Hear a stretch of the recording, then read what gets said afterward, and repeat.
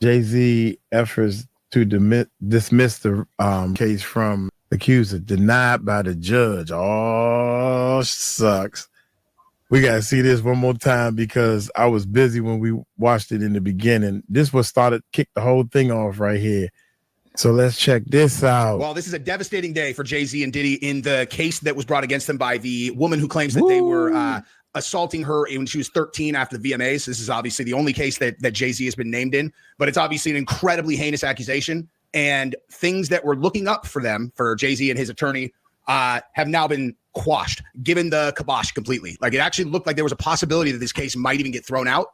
And not only did the judge not do that, the judge demolished Jay-Z and his attorney. And when I show you what she said, you're going to be like, oh my God, like this is no good for them, because this is the judge that's presiding over the case. And you're like, this is going to be who's making the decisions on what motions are allowed and your objections and any of those things that the judge can influence what evidence is allowed in and what's not. She does not like Jay-Z's attorney, and she might also not like Jay-Z. It's really hard to tell, but this went really bad for them, like really bad. And I'll explain to you everything that was going on when we cover that case in a second. I just want to take a moment to speak to you guys genuinely. I want to say thank you to everybody who subscribed to the channel in the last month. We had a big growth month, and I really appreciate you guys taking the time to click that button. And I wanted to show you guys a very easy way that you can make $50 playing a super fun game online. And again, hold me to this. To the automatic $50 depends on my faith, because my game, my roster, it is. The woman filed a lawsuit, claimed that she went to the VMA case from then 13-year-old accuser, denied by judge. So, as context, okay, in case you guys are not completely up to date on this case, what happened was the woman filed a lawsuit, claimed that she went to the VMA Awards when she was 13 years old, was picked up by a limo driver who worked for Diddy, who brought her to the after party. He said she's exactly what Diddy's looking for, where she was given a drink. She got woozy, was tired, got put into a bedroom, and then Diddy, Jay-Z, and a female celebrity, A-list celebrity, participated in raping her. She escaped. She ran across the street, called her father, and her father came and picked her up. That's her story. That's what's in the lawsuit.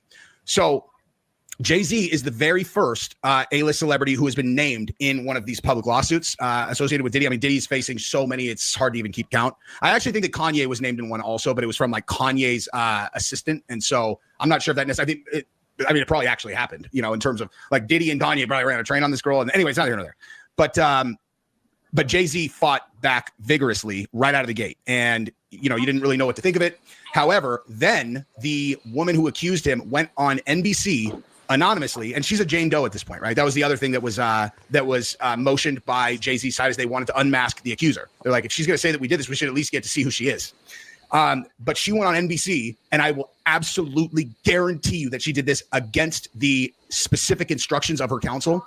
Tony Busby is the attorney who is representing her and all these other accusers. And when she did this, and she went as a Jane Doe, she probably got paid for the interview, didn't talk to her lawyer, and they asked her specifics about her story, which she said in a nationally, covered like program. And of course, it's going to get an enormous amount of coverage. And so for the first time, the NBC people, investigative journalists, were able to go and back into the claims and see whether or not they were true. And what she said was that she went to the MTV Music Awards and then went to this house party where she spoke to Benji Madden from Good Charlotte. She talked specifically about a tattoo that he had, which they discussed. She talked about watching the VMAs on a Jumbotron that was in front of the venue where the VMAs were.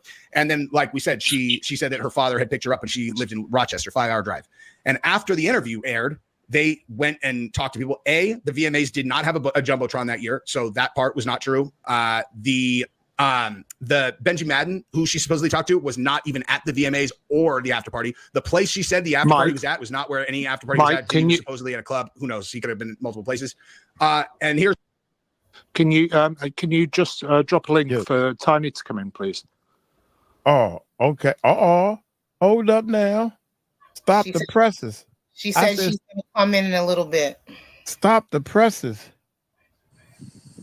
We're going to sit here and wait. This how Ron does stuff. Okay, everybody, we're going to sit here and wait. Tiny, you're holding up the show. We're going to wait until you come in. We're going to sit here and wait. We're going to sit here and wait. She's getting connected. She's getting connected up. So take your time, dear. Don't rush. Don't rush. Here's the big one, though. The biggest one of all, even at the VMAs or the after party. The place she said the after party was at was not where any after party was at. Diddy was supposedly at a club. Who knows? He could have been in multiple places. And here's the big one, though. The biggest one of all is her own father says he does not remember ever driving to pick her up in New York City 5 hours each way with a 10-hour drive. And he's like, I think I would remember that, but I don't recall that. I had no idea any of this was even going on. So what you're left with in terms of what this case is based on is the word of an autistic woman who lives in Oklahoma, who is Caucasian, by the way. I don't know why I thought that was weird. Right. Just some random white chick in Oklahoma who's saying that 24 years ago when she was 13. Huh? Just to stop there, the father has now been interviewed after this and said that she could be right, but he doesn't remember. Because he was going through things at the time and he doesn't remember what actually happened. So people saying this, I mean, I don't believe him. I don't believe her. I don't know who to believe in this scenario, but I'm just saying that the father has now come out and said that he can't remember whether he did or he didn't. Oh, okay. Hey y'all, just on a side note, sis sent me some more pictures. Wait a minute, let me see if I can make this bigger right quick. Yeah, sis sent me some more pictures. And they so happy that they got food. She keeps sending me all these pictures. Who is that? Is your boo still in the side chat? Huh? Is your boo still in the side chat? She probably is. They both shy, so I think she had to go and do some things. But this sis, these are pictures of sis. I don't know what the heck this. Cute. Well, anyway, all right, back to the video. It's she's not dead yet. Waiting on you, Tiny. This happened every single. But I don't recall that. I had no idea any of this was even going on. So what you're left with in terms of what this case is based on is the word of an autistic woman who lives in Oklahoma, who is Caucasian, by the way. I don't know why I thought that was weird, but I just did. Like some random white chick in Oklahoma who's saying that 24 years ago when she was 13, this happened. Every single fact that she laid out about her story has been verified to have been false. Okay. Now, when she was confronted with the inconsistencies in her story, she acknowledged them and said she may have made mistakes, but what happened to her is real. Okay. So is it possible she got the dates wrong? Would that explain all of this? Yeah, most of it. She got the date wrong. She got the wrong VMAs. She got, whatever. I mean, because the Good Charlotte thing is based on tour dates and things like that. Maybe she was a different year. But the father not remembering picking her up is pretty big, dude. That's a pretty big factor to overcome. And so bringing us to today's update, the attorney for Jay-Z had filed to multiple things. A, to unmask the accuser, and then B, to dismiss the charges because the lawsuit's based on nothing. And then he filed to have Tony Busby, the attorney, sanctioned under what's called a Rule 11, which essentially, Mike, if I'm understanding correctly, which I'm pretty sure that I do, means that... Yes. You're not playing the video, mate. Oh, my God. Y'all, both of y'all fired. Y'all fired. Both of y'all fired. You gotta give me a new panel. Bringing us to today's update. It's a good job we've got rope to pull you back in, isn't it? Shoot. But hey, there's something about Murray. They fired Murray. You and Linda need to come on in Aspen, English. The attorney for Jay-Z had filed to multiple things. A, to unmask the accuser, and then B, to dismiss the charges because the lawsuit's based on nothing. And then he filed to have Tony Busby, the attorney, sanctioned under what's called a Rule 11, which essentially, if I'm understanding correctly, which I'm pretty sure that I do, means that the attorney filed a frivolous lawsuit knowing that his client was lying or their client was lying. And it's a really big deal. It's a really big deal for an attorney to get banged for getting sanctioned for a Rule 11. And so that's where we are going into this thing. Now, Busby issued a response to the accusation and the ask for Rule 11. And what he wrote back, to summarize, he said, Tony Busby does not condone this bullying and stands by the idea that these gaps and discrepancies do not invalidate his client's alleged experience. Of course, he also pointed to Jay-Z and Diddy's power as massive celebrities, pop culture icons, so on and so forth. I'll just tell you this, I won't read you the entire response from Busby, but I will say this. I read both the motion to sanction him, and then I also read Busby's response, and the language and how they were written was very different. The Spiro one, which is Jay-Z's attorney, was very colorful. It was sounded like the way that I talk, hyperbole, lots of big kind of exaggerated terms. Busby's was absolutely fact-based. It sounded like a corporate letter from an executive to an executive, just laying out facts. It was not, the energy was not elevated in either direction. It wasn't emotional. Busby came off much more professional in his response. So which brings us to exactly what happened today. And that's what we're going to get to now. So the most important motion was to dismiss the case. And the judge denied that and said that the case moves forward. I am not, I would not have been surprised if they would have dismissed this case, but they didn't. And so listen to this. All right. So Jay-Z's efforts to dismiss a case accusing him of raping the then 13-year-old girl in 2000 have been denied by the judge. And this judge hates these guys, man. She also granted the Jane Doe accuser the ability to proceed anonymously, despite efforts from the Rap Mogul's legal team to have her reveal her identity publicly. Now, one thing to consider too, when you hear how like aggressive this judge was at their side, is that the origin of this entire case, hypothetically, is how in the world. Mike. Yes. Tiny.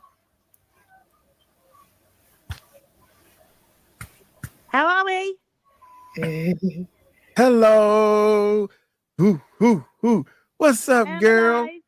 How you doing, Miss Beautiful? You doing all right?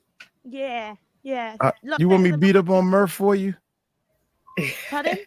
You want me beat up on Murph for you? Want me beat him up for you? No, I like Murph. Okay. Tiny, hey Tiny, love How you you. doing, darling?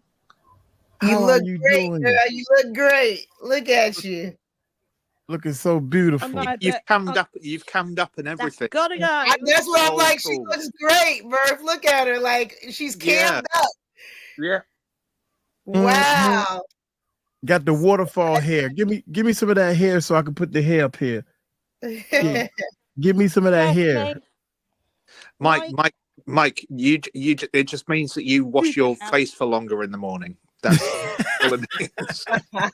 Is that what it means? All right. Wow.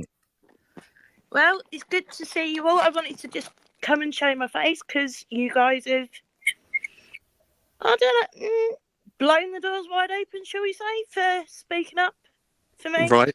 And how are you feeling? How are you feeling after the last time that we chatted? I'm finding I come away and I just sit back and think on what we spoke over. Yeah. And it has to settle for a few hours sometimes before I can. Yeah. Yeah. I was actually, yesterday morning, I was obviously on the side chat for another channel with Murph at the time. And I started having an asthma attack and I brought myself down. I sort of calmed it down. Mm-hmm. Then I had a notification come on my phone and it was a live sting of a predator. Mm. The man stood there on camera for the first time ever and admitted it, confessed to the R word, the whole lot live on the internet, and I did not know what to do. Yeah, I know which one you're talking about. Oh my days, Murph. Oh my goodness. Can you see I'm sorry, can you see what's on the screen? What Jamie said? All right, hold on. I'm having to do two phones at once. Not technical at all. So you better than me then. Shoot, I'm over here. I can no, do one. it's confusing it because I'm going from a Samsung to an iPhone. Yeah, right. I had an iPhone for a minute, then I had to stick back to the Samsung. Okay, go ahead. Yeah, I'll keep going back to it. With my friend, we know who was involved, stuff like that. That's her story. For me, my birth mum went to go live with a distant relative, which was a married couple. The male was a police officer, very high up, shall we say. She'd already had one kid to cover, the woman that wanted to adopt me. And because what they basically hold on, I need to do this. Take a breath. Breathe in deeply and breathe out slowly, and then take a breath. That's not wine, is it? No. I was just teasing.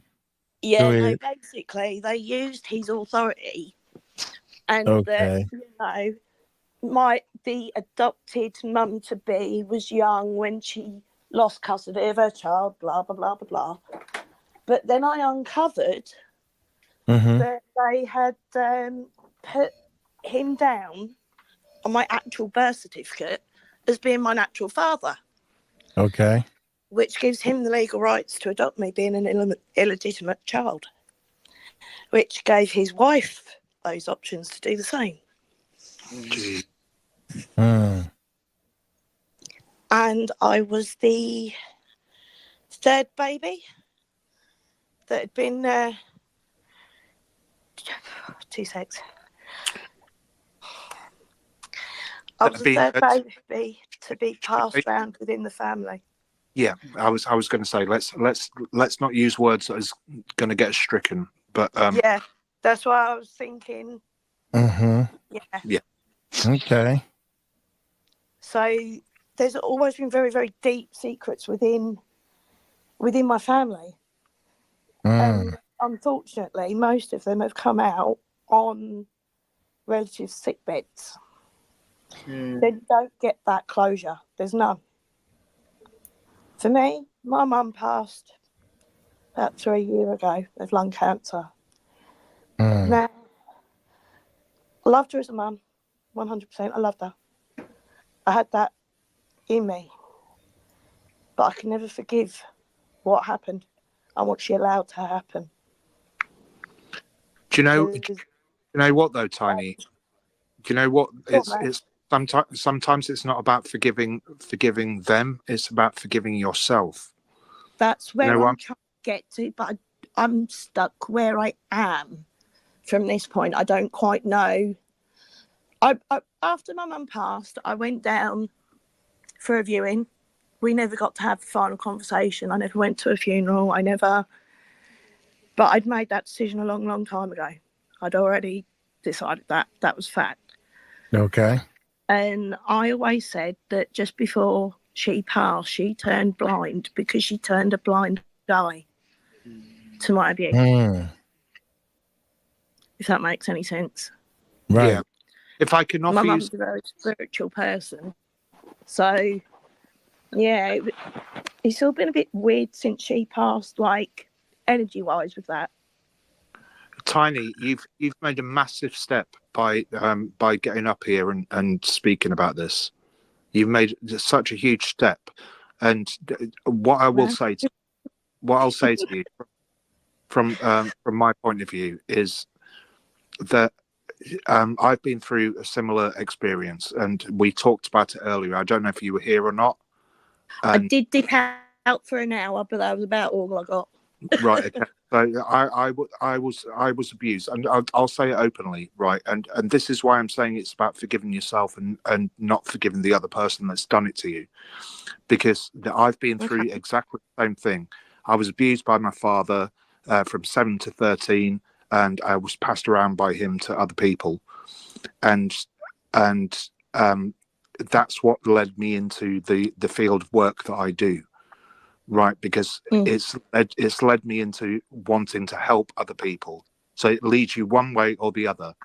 If that kind of thing happens to you, you either carry on doing it to other people, or you use it to help other people that are going through the same thing. Do you know what I mean? Yeah, I'm like you. I went protective. Yeah, that's what we do, and we're protectors, and that's exactly why you've landed up on Mike's channel, because Mike is a protector and Steph is a protector. I felt safe to come up. Yeah, I know I couldn't get more than sort of like the odd word, but no picture, but yeah. But I love your picture. I love your picture. Go ahead. You're here. You're here. You're meant to be here, and you're here for a reason. So yes, use that. I believe that too. Use that as your purpose, right? Forgive yourself. It was not your fault. What happened? Anything that happened to you was not your fault at all. And that's what you're dwelling on. You're thinking, was it something to do with me? And it's never had anything to do with you in the slightest. It's because of something my mum said to me one day. And she used to pretend blind that she knew nothing of what was going on. And she said, I spoke out when one of her exes passed away. And I actually I just had my daughter. And then when I spoke up about the following person, she said, well, they couldn't have both done it to you. You must have done something. You must have led them on. And that was ingrained into me straight off. And I was like, yeah, but that's what people. Am I acting inappropriately for them to treat me this way? Yeah, and that's unfortunately that's how people reacted back then. It's a different way of life now. I never told anybody until I was I think 28. 26. I was. Yeah, I was about that. Yeah. So my mum knew nothing about it because we lived my mum and dad were separated. I had to go and see my dad on weekends, but my stepmum would sleep on the sofa purposely, and she knew what was going on in the bedroom. So it's and then he died, and she got compensation of over £1 million and gave me nothing. And I was his only son. So, do you know what I mean? But that makes her an accomplice to the crime. What I'm saying is, regardless of the situation, you need to, if you can sort it out in your mind, and it takes therapy. It does take therapy to be able to pull it out of you, because you can't live with that inside your head. But you're blaming at the moment. What? But you've obviously not had the right kind of therapist. So exactly. If you want to speak to me, then I'm more than willing to speak to you for free. Darling, just to be directed in the right way would help, because where I am, there's such a demand with the health service. Unless you are about to hurt someone or someone else, just call this helpline and just let them know how you're feeling. Tiny, I'm a psychologist. I'm a trained psychologist.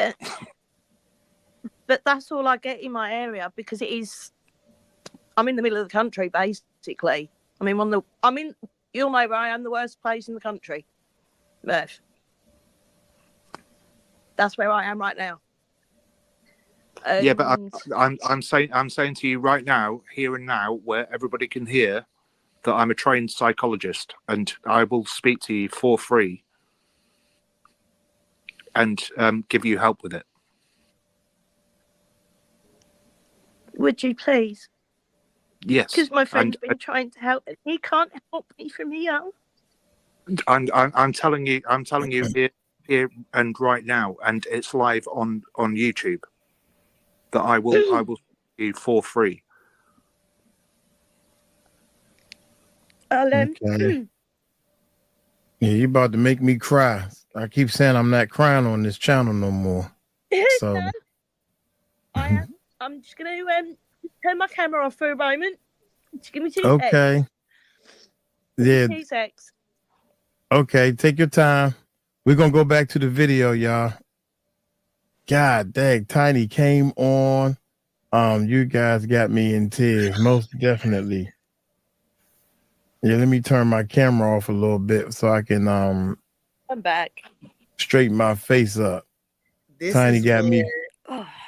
This is thank you, healing begins. This is where healing begins, and the journey is not an easy one, because it takes you through everything that you've had to go through. But on the other side, there is peace and there is healing. But this is where the journey begins, and you have shown so much strength. Just from when you first came on, and you could barely make out what you were saying, to changing your picture, to coming on and getting that good night's rest, to now being able to see your lovely face.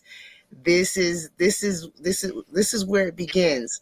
So don't get down on yourself and feel like, oh, well, by this time I should have felt like this, or by that time I should have. No, your journey is your journey, and it takes as long as necessary to get you to the place to where you're at peace and where you have strength and where you can, hold your head up, and where you can, just go the rest of your life and just be free.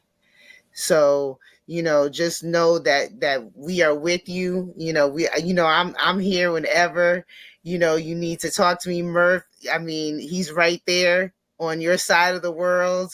And, has offered his services. And I'm so glad that you've accepted them, because I mean, it takes a village. It takes a community. It's not just one of us. And that's why we've all come together to say, you know what? Enough is enough. We are going to do something. Do you want to be the one person that has to go and get the water for the rest of the village, or do you want the village to walk with you to get the water? Do you know what I mean? Right. It's and that's what I see everything as. It's Right. Everybody needs to come together and go and get it. If everybody went to get the water, then you'd have much more water, as opposed to expecting one person to go and get the water. Right. Everybody else. Right. Steph, what you drinking, Steph? Do I need to go upstairs and get my wine? No, she drinks water out of it. Oh, that's water. Oh, I saw something in it. So, okay. It's a lemon. It's a lemon slice. I forgot where we was at. I rewind a little bit, but let's get back to the video. Tiny, we love you. You're looking beautiful. I'm jealous because you got hair and I don't. Bye. I would not have been surprised if they would have dismissed this case, but they didn't. Might. And so listen to this. All right. So Jay-Z's efforts to dismiss a case accusing him of raping the then 13-year-old girl in 2000 been denied by the judge, and this judge hates these guys, man. She also granted the Jane Doe accuser the ability to proceed anonymously, despite efforts from the Rap Moguls legal team to have her reveal her identity publicly. Now, one thing to consider too, when you hear how like aggressive this judge was at their side, is that the origin of this entire case, hypothetically, is very likely BlackRock, because Diddy cost BlackRock $20 billion when he went on a dishonest racism charge at Diageo. Okay. He threatened them with it. He delivered on that threat, cost them $20 billion. The Diageo stock went down $20 billion single-handedly from Diddy. So if this all is a vendetta from people who can control funds like that, there's a high probability, in my opinion, that maybe there are relationships where they can kind of, pull the strings on the judicial system. What judge is assigned, how they behave. All you have to do is look at the case against certain other people in that state and how those went, where you're like, clearly they were putting the finger on the scale. You know what I mean? So Jay-Z has vigorously denied the accusations. In an order filed on Thursday, Judge Annalisa Torres penned a scathing decision condemning Carter's lawyers' aggressive tactics in moving to dismiss the case. This is a quote from the judge. Carter's lawyers' relentless filing of combative motions containing inflammatory language and ad hominem attacks is inappropriate, a waste of judicial resources, and a tactic unlikely to benefit his client. The court will not fast-track the judicial process merely because counsel demands it.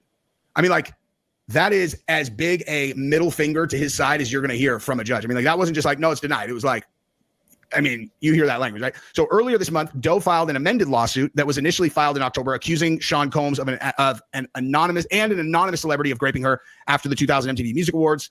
Carter was named in the amended complaint, revealing him to be the celebrity accused of assault in connection to Combs, who has pleaded not guilty to 3 federal charges and is awaiting a criminal trial. In her complaint, Doe said that she was drugged at the party before she was assaulted by both men. So this is okay. So in her recent interview, there were noted inconsistencies. She stands by her allegation against Carter and Combs. Relying on those inconsistencies, Carter's lawyer took the unusual step of asking the judge for an expedited dismissal on the grounds that the case was frivolous and unfounded. I mean, honestly, I assume this goes without saying, as the father of a 12-year-old daughter, that if this happened, they should not only go to prison, they should stay there forever. But just as a kind of sideline observer of just this case, I'm not saying that Diddy's innocent at all. Diddy, I mean, he's facing how many accusations? Like, is someone going to try to convince you that Harvey Weinstein's innocent? You're talking about the same kind of thing. He's that kind of predator, in my opinion. Diddy is. But just this particular case, like, what is this case moving forward on? if every fact of her story is disproven, I don't know why everybody can't just kind of say that something happened if you're going to move forward. Again, she hates Jay-Z's attorney, though. So all bad for him, you know? Carter's attorney, now we get to like the sanctions portion where they asked to have Busby sanctioned under Rule 11. Carter's attorney, Alex Spiro, has taken aim at Busby, accusing him of extorting his famous client. Now, I will definitely acknowledge that they are misrepresenting this completely. Now, well, calling a demand letter extortion is acknowledgement that the entire civil process is some way extortion then, because that's the way this goes. Before you file a lawsuit, you send a demand letter. It's like, this is what we're demanding. And you can either choose to negotiate and settle, or you can say, screw you, let's go to court. And that's what they went with. But like calling a demand letter extortion is ridiculous. In the judge's order, she condemns Spiro for making such accusations against Busby, writing, since Carter's attorney first appeared in this case 17 days ago, he has submitted a litany of letters and motions attempting to impugn the character of the plaintiff's attorney, many of them expounding on the purported urgency of this case. Although Carter's attorney assails plaintiff's lawyer as having a chronic inability to follow the rules, the order continued, Carter's counsel has failed to abide by the court's clear rules. She hates them. Busby told CNN via email on Thursday, the coordinated and desperate efforts to attack me as counsel for alleged victims are falling flat. CNN has reached out to Spiro for comment, as well as additional representatives for Carter. So in addition to the fact that they went for this Rule 11 sanction, Busby also has been sued by former clients that Jay-Z's people reached out to. Apparently Jay-Z's people, according to Busby, reached out to former clients pretending to be government agents, and then got them talking about their former cases with Busby, and then convinced them to file lawsuits under false pretenses. And there's now this new lawsuit against Busby saying that he assaulted some woman that he had a relationship with and that he gave her an STI. The way that article and lawsuit are written, it's very clearly very personal and intentional at Busby. I have to assume that the Jay-Z camp is behind that as well. But, you know, I'm sure that the judge is aware of all of those things. In her decision to grant Doe's motion to proceed anonymously, the judge wrote, the weight of the factors tips in the favor of allowing plaintiff to remain anonymous, at least for this stage of litigation, but noted that this decision could change, writing, because the balance of these factors will certainly shift as this case proceeds, especially if and when the parties engage in discovery in earnest. The court intends to revisit this decision at a future date. The judge's order explained that factors in granting Doe to be able to proceed anonymously included the allegations concerning assault are highly sensitive. Given that Doe alleged that Combs and Carter drugged and raped her when she was only 13, as well as Busby's assertion that many of his other clients who have filed similar lawsuits against Combs have been threatened by Mr. Combs for their decision to speak out. Representative Sir Combs declined to comment on the judge's decision. Okay, yada, yada. So you get the point. Okay, this was devastating for Jay-Z's side. Okay, now I use a lot of hyperbolic language on this channel, but I'm telling you right now, when I say this was devastating for them, that's not hyperbole. This was a huge middle finger to Jay-Z's side. And candidly, I'm not really sure why. That's why I'm suspicious of whether this judge is impartial, you know? Look, and I am not in any way. Like, if anybody's been watching my coverage of the Conor McGregor case and thinks that I'm some guy who's going to be on here like some grape apologist, that's not at all what's going on. I'm looking at legal cases, and I'm trying to be objective about the evidence that's being presented against these people. And if a person who has absolutely no way to verify that they were physically at a location that they're saying a horrific crime happened, and then in their description of the story, every detail that they lay out gets factually disproven, provably, I don't understand how the case can move forward. Do you know what I mean? Like, what's it based on? If she wouldn't have said anything, if she wouldn't have talked on NBC, so there's still some kind of like fact checking that needs to get to, like, they've already fact checked all of her claims and there's nothing there, right? Except for her saying that this happened. Now, maybe it did happen. Maybe she got some of the details wrong. But if it's a he said, she said thing, I mean, I don't know. I'm not a trial attorney or a trial judge, obviously. So I'm not like a super great source on this stuff in terms of assessing a judge's decision. I just don't really understand what the case is moving forward based on. That's all. Anyway, that's what I got for this video. I love you guys. Subscribe to the channel, ring the bell. Bye-bye. Wow. That's crazy, man.